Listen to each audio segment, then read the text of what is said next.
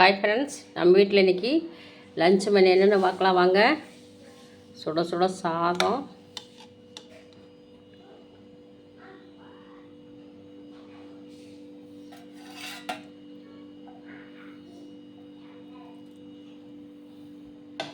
சுட சுட சாதம்,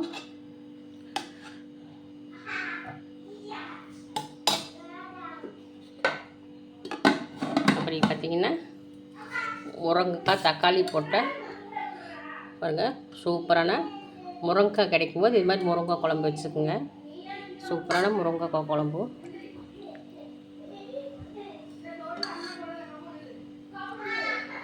பாருங்கள் முருங்கை குழம்பு பாருங்கள் எவ்வளோ சூப்பராக இருக்குன்னு.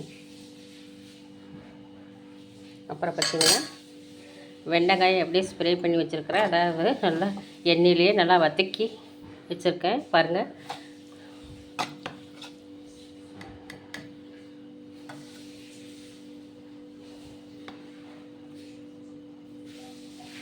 அப்புறம் பார்த்திங்கன்னா ரசம்,